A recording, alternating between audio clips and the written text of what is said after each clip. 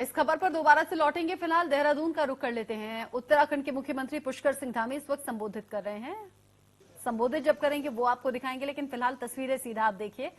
देहरादून से तस्वीरें हैं जहां पर कंस्ट्रक्शन का काम चल रहा है और उसी के निरीक्षण के लिए यहां मुख्यमंत्री पुष्कर सिंह धामी पहुंचे हैं। सरखेत में प्रभावित परिवारों को राहत राशि वितरण भी यहां पर की जाएगी। दरअसल प्राकृतिक आपदा में चल रहे जो निर्माण कार्य हैं, जो प्राकृतिक आपदा आती है उससे जो तबाही होती है, बर्बादी होती है, उसी को राहत पहुंचाने के लिए, उन जगहों पर पुनर्व्यवस्था करने के लिए ये सब राहत बचाव का काम चल रहा है। साथ ही साथ निरीक्षण ऐसे कामों का करने के खुद मुख्यमंत्री पुष्कर सिंह धामी पहुंचे हैं। प्रभावित परिवारों को राहत राशि भी दी जाएगी। साथ ही जिस तरह की तैयारी है, मलबा हटाना है, जेसीबी मशीन मौके पर मौजूद है और यहां जो नुकसान लोगों ने झेला है उस नुकसान की भरपाई एक तरीके से की जाएगी, जिसकी तस्वीरें भी आप टीवी स्क्रीन पर इस वक्त देख रहे हैं।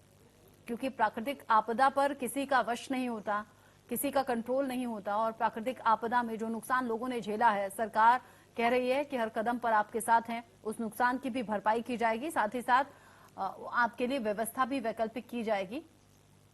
जिस तरीके से वहां तबाही आई, मलबा गिरा हुआ है, तस्वीर देखकर आपको अंदाजा हुआ होगा। उसी प्रभावित क्षेत्र में, सरखेत में प्रभावित इलाके में पहुंचे। प्राकृतिक आपदा क्षेत्र में चल रहे जो काम है, जो विकास के काम है, उनका जायजा लेने के लिए भी मुख्यमंत्री खुद पहुंचे हैं।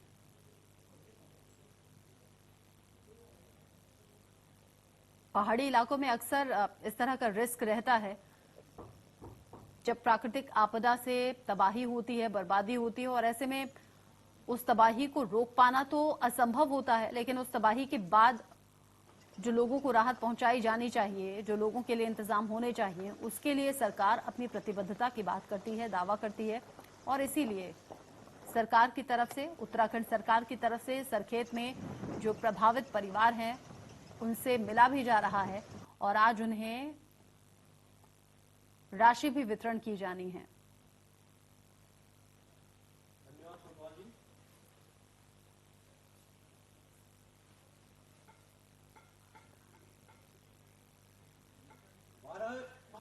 जोशी जिंदाबाद, माननीय मंत्री गणेश जोशी जिंदाबाद। धन्यवाद। आज ग्राम पंचायत सरखेत के आपदा प्रभावित परिवारों को चेक वितरण कार्यक्रम में अभिषेक कुमार इस खबर को लेकर ज्यादा अपडेट के साथ जुड़ गए हमारे साथ देहरादून से। अभिषेक, मुख्यमंत्री पुष्कर सिंह धामी पहुंचे हैं और जिस तरीके से वहां पर राहत राशि वितरण कार्यक्रम रखा गया है, किस तरीके से वितरण होगा, क्या चेक के जरिए होगा और क्या कुछ लोगों को आश्वासन यहां पर दिया जाएगा? क्योंकि जब प्राकृतिक आपदा आती है, घर, सामान, सब कुछ नुकसान होता है। बिल्कुल, देखिए सरखेत में जो आपदा है वो पिछले साल ये आपदा आई थी और काफी जो है नुकसान वहाँ पर हुआ था। 3 लोगों की आपदा में जान भी गई थी, फसलों को नुकसान हुआ था। उसी वहाँ पर राहत बचाव कार्य भी तेजी से किया गया था और यहाँ पर अब जो है जो भी प्रभावित परिवार थे उनको जो है राहत बचाव कार्य के निरीक्षण के साथ साथ उनको राहत राशि भी देने का जो कार्यक्रम था वो मुख्यमंत्री का था। और ये चेक के रूप में जो है जो धनराशि है वो इन पीड़ित परिवारों को धनराशि मुहैया कराई जाएगी। इसके अलावा जो जिन जिन भवनों को नुकसान हुआ था उनको बनाने का काम और जो जहाँ पर जो है क्योंकि पूरा पहाड़ जो है वो एकाएक नीचे आ गया था और पूरा नदी में समा गया था, तो वहाँ पर जो भी इफेक्टेड भवन थे उनको भी सही करना था और साथ ही पुल को भी नुकसान हुआ था उसको भी सही करना था। इसके साथ साथ सड़क भी टूट गई थी, बीच बीच में से 3-4 जगह से सड़क टूटी हुई थी। तो ये सब कार्यों का जो है वहाँ पर मुख्यमंत्री ने आज निरीक्षण किया है और कई लोगों को इसमें पीड़ित परिवारों को राहत भी दी है। परिवार अभी क्या कह रहे हैं इस मदद के बाद? देखिए क्योंकि जब सरखेत में आपदा आई थी तो उस समय भी क्योंकि राहत बचाव कार्य बहुत तेजी से सरखेत में किया गया था। मौके पर एसडीआरएफ की टीम तेजी से पहुंची थी और वो जो उस समय जो काम किए गए थे वो उसी का ये नतीजा रहा कि क्योंकि देर रात ही करीब 1 से 2 बजे के बीच ये आपदा आई थी और किसी को भी संभलने का मौका मिला नहीं था। उसके बावजूद राहत बचाव कार्य तेजी से हुआ था, तो लोग वहां से फिर भी सरकार को जो है धन्यवाद दे रहे थे कि इतनी तेजी से जो है उनको रेस्क्यू भी कर लिया गया। फिलहाल जो है लोग इस पूरे जो भी इनको आपदा में जो राहत राशि दी गई है उससे वो संतुष्ट है। फिलहाल उनका यही कहना है क्योंकि एक 2-3 जगह जैसे एक भवन था जो बारात घर था उसको नुकसान हुआ था, एक स्कूल को नुकसान हुआ था, तो वहां रह रहे लोगों का ये भी कहना है कि जल्दी से जल्दी इनको भी दुरुस्त कर लिया जाए ताकि जो पूर्व के जो कार्य हैं उनकी तरह ही ये भी आगे भी काम और बच्चे की पढ़ाई शुरू की जा सकेगी। ठीक है, शुक्रिया अभिषेक आपका इस अपडेट को हम तक पहुंचाने के लिए। इस वक्त पुष्कर सिंह धामी संबोधित कर रहे हैं, सुनेंगे।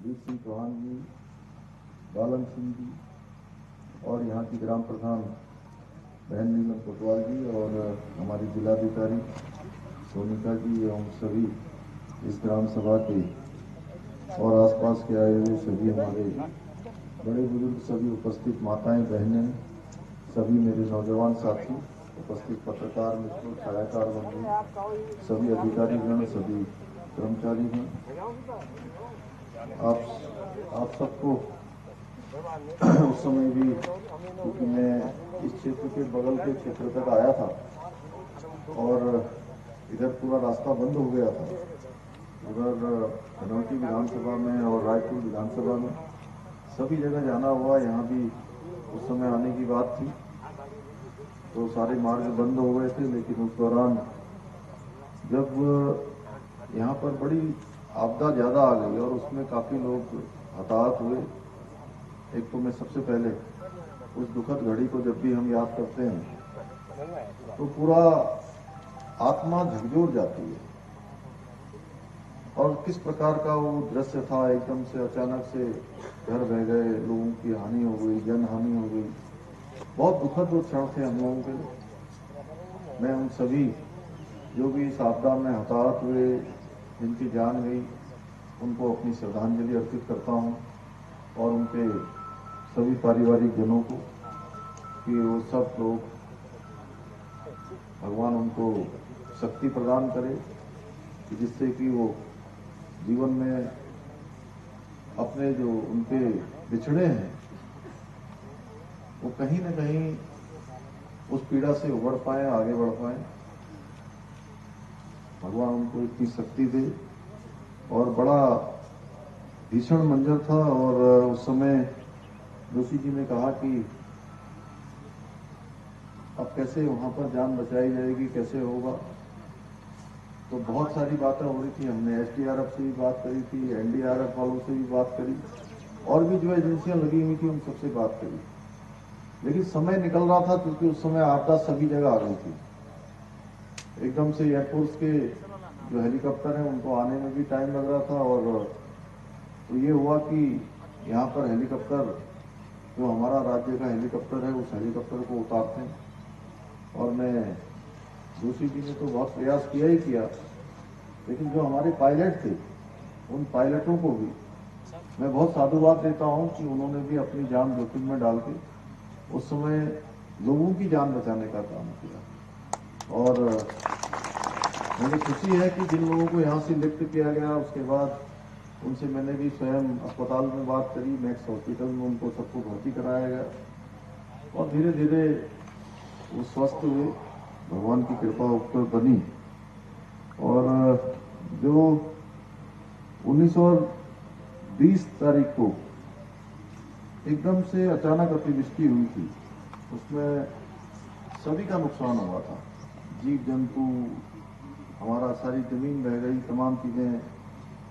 और सरकेत है, भैंसवाड़ है, सौड़ा सरौली में बहुत बड़ी दैवीय आपदा इस समय आई थी, जिससे 13 जो प्रभावित परिवार हैं उनको पुनर्वास करने का कार्य भी किया गया है तथा सरकेत और भैंसवाड़ तथा छमरौली के जो 13 हमारे प्रभावित परिवारों को जो सहायता राशि है, वो सहायता राशि भी कोशिश की है, उसका भी प्रयास किया गया है कि उनको प्रदान हुई है।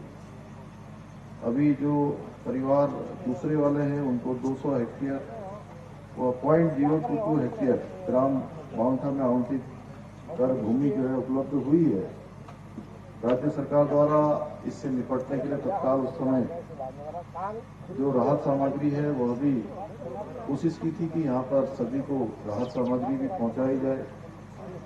अभी सरखेज भैंसवाड़ में जितनी भी हमारी विभागीय संपत्तियां जो क्षतिग्रस्त हो गई थी, पूरी तरह से नुकसान हो गया था, उनके पुनर्निर्माण के लिए कार्य लघु सिंचाई विभाग के द्वारा भी कराया जा रहा है। 37 लाख रुपए की धनराशि उसके लिए अभी तक अवमुक्त की गई है। इसके साथ ही लोक निर्माण विभाग, सिंचाई विभाग, पीएमजीएसवाई के द्वारा भी यहाँ पर सरखेज और भैंसवाड़ में जो पुनर्निर्माण के काम है उसको आगे बढ़ाए जा रहे हैं। आंगनबाड़ी के लिए भी 6 लाख रुपए की धनराशि स्वीकृत की गई है। और भाइयों बहनों, आपदाएं जब आती हैं तो निश्चित रूप से इसका प्रभाव और इसका दुष्प्रभाव केवल स्थानीय नहीं होता है, बल्कि एक क्षेत्र में आपदा का पूरी तरह से अलग क्षेत्र बड़ा प्रभाव होता है। इसलिए हमारा प्रयास है कि आपदा के समय में सभी लोग किसी न किसी रूप में आगे आएं और लोगों की मदद करें। और हमारे लिए बड़ी कठिन परिस्थितियां पूरे उत्तराखंड के अंदर हैं कि प्रत्येक वर्ष हमको किसी न किसी आपदा का सामना करना पड़ता है। आप देखेंगे तो एक बार बर्णावत पर्वत का पूरा बर्णावत पर्वत पूरी तरह से उसमें गिरने लगा था। उसका ट्रीटमेंट हुआ। कुछ समय के बाद केदारनाथ की आपदा हमने देखी, रैणी की आपदा देखी। अभी धारचूला में एक एलधारा है, उसके आसपास के पूरे क्षेत्र में तमाम तरीके से आपदा। पिछले 2021 में नैनीताल में, अल्मोड़ा, चंपावत, चमोली में बड़ी आपदा आई। हर वर्ष हमको आपदाओं का सामना करना पड़ता है। पिछले वर्ष हमने जो हमारा सरखेज का क्षेत्र है, भैंसवाड़ा का क्षेत्र है, बगल में लगा हुआ धनोल्टी का क्षेत्र है, देहरादून का क्षेत्र है, इस क्षेत्र में बड़ी आपदा आई।